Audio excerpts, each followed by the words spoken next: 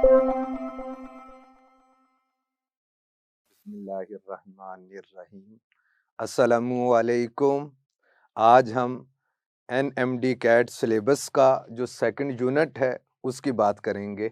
अब आइए हम थोड़ा सा मसल्स के हवाले से बात करेंगे और पर्टिकुलरली फोकस है किसके ऊपर? स्केलेटल मसल्स के ऊपर। और स्केलेटल मसल का जो स्ट्रक्चर है इसके ऊपर बात करेंगे।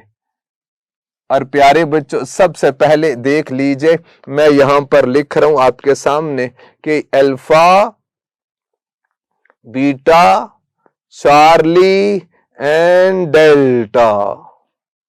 और प्यारे बच्चों, यहां पर पहला मैंने लिख दिया क्या? मसल। और ये जो मसल होता है इसके अंदर बहुत सारे मसल बंडल्स होते हैं और हर बंडल की सेपरेशन में कोई चीज तो होगी, बात करेंगे। हर मसल बंडल के अंदर आपको मिलते हैं क्या? मसल फाइबर्स मिलते हैं।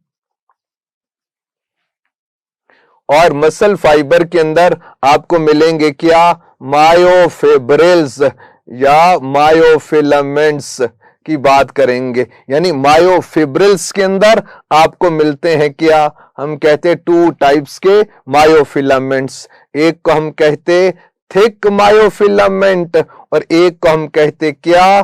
Thin myofilament. और याद रखिए, ये चूंकि मॉडल पेपर के अंदर कुछ ऑप्शंस थी इसलिए प्यारे बच्चों आपको बता रहा कि ये जो मसल यानी मसल फाइबर्स के मिलने से मसल बंडल बनता है, मसल बंडल के मिलने से मसल बनता है। कैसे? अभी कुछ देर में बात होगी। यानी ये जो मसल है हर एक पार्ट के इर्द गिर्द, यानी मसल फाइबर के अराउंड, मसल बंडल के अराउंड और मसल के अराउंड कनेक्टिव टिश्यू की एक लेयर होती है।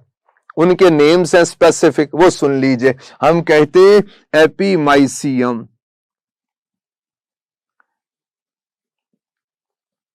इस layer of connective tissue around muscle, पूरा मसल। और फिर प्यारे बच्चों, मसल बंडल के अराउंड में जो होती है उसे हम लोग बोलते हैं क्या? एपीमाइसियम।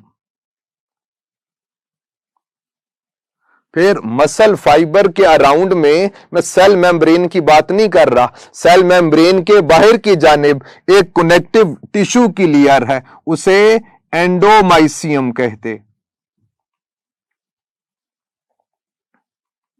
और फाइबर आपको पता है कि फिलामेंट की तरह का जो बॉडी होती है उसे फाइबर बोलते। अब मैं आपसे पूछ रहा हूं कि one cell of muscle is, तो आंसर इज मसल फाइबर, जो कि फाइबर की सूरत में होता, फिलामेंट की सूरत में होता, इसीलिए से क्या बोलते?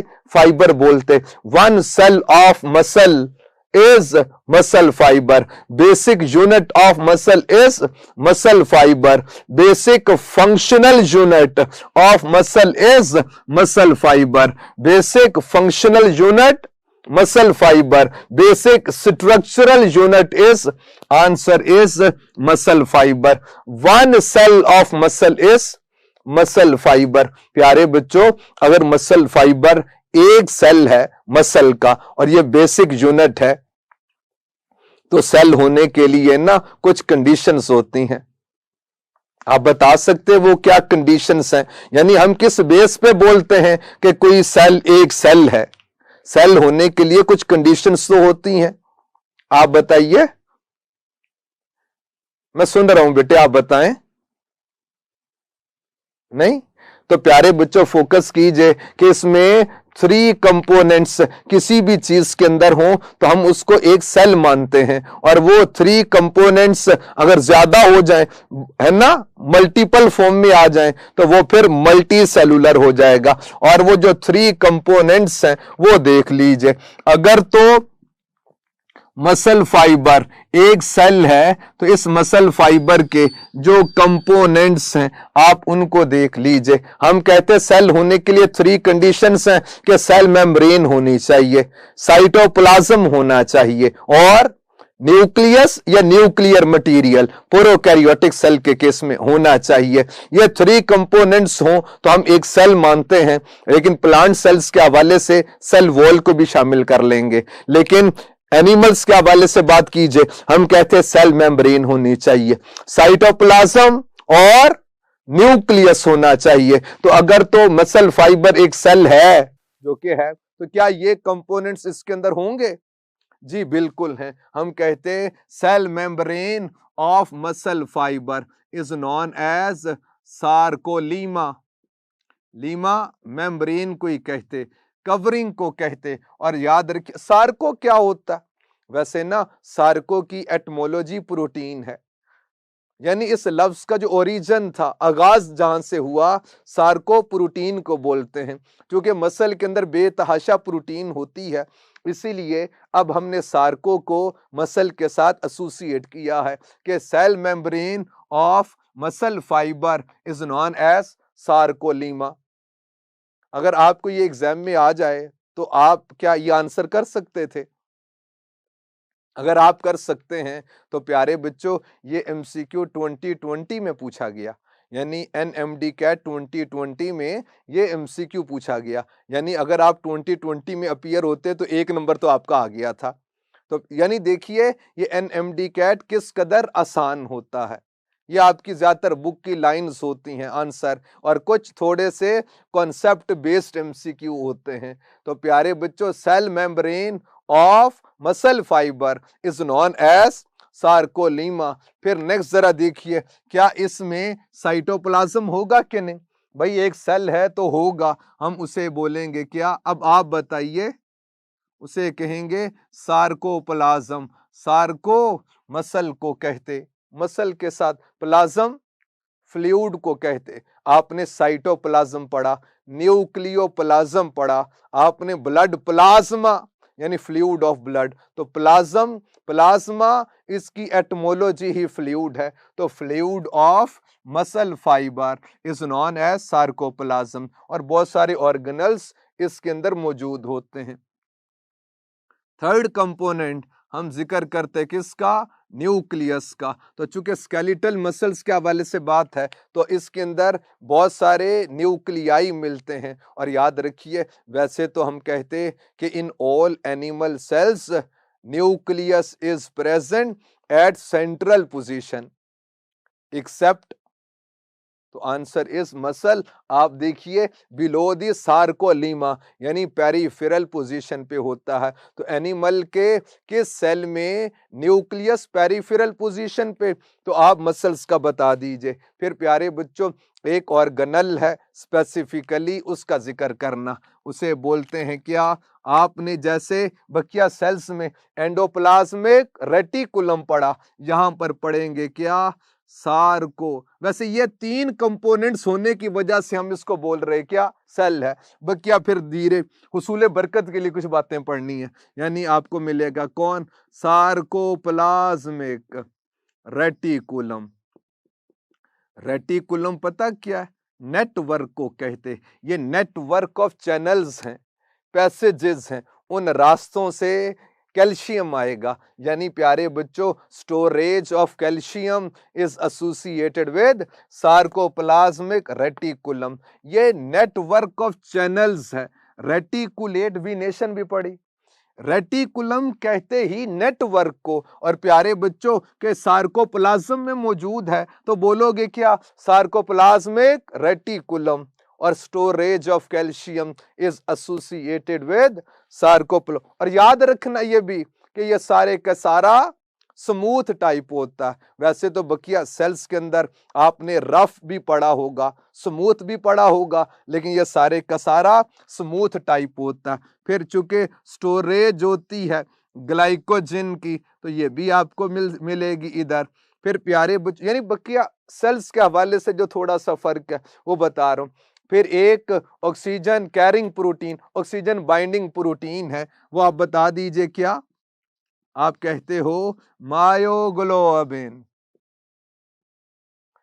और भी तो इतने सारे नाम है वो हो सकते थे, लेकिन इसको कहा क्या? मायोग्लोबिन। मायोग्लोबिन क्यों कहते? मायो का मतलब ही मसल है, तो याद ओरिजिन यानी एटमोलॉजी मायो की मसल है, और ग्लोबिन ग्लोबुलर को बोलते। तो चूंकि ये ग्लोबुलर प्रोटीन है, मसल में होती है, तो जाहिरी बात है XYZ तो नहीं बोलेंगे, हम इसको मायोग्लोबिन बोल देंगे। तो 1 cell of muscle is muscle fibre, basic unit of muscle is muscle fibre, basic functional unit of muscle is muscle fibre, basic structural unit of muscle is muscle fibre. प्यारे बच्चों, थिक थिन मायोफिलामेंट्स की बात करेंगे और इसकी जो chemical composition है वो देख लीजिए।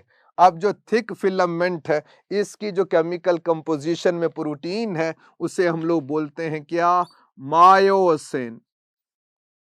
अब आपके मन में आएगा कि सर कोई और नाम रख दें, तो याद रखिए बेटे, मायो मसल को कहते और इन विद इन को कहते। अब मसल के अंदर है तो मायोसिन यानी दैट इज इन मसल, यही तो बोलेंगे ना, तो इसीलिए इसका नाम है क्या? मायोसिन। एक्सप्लेनेशन कैसे है?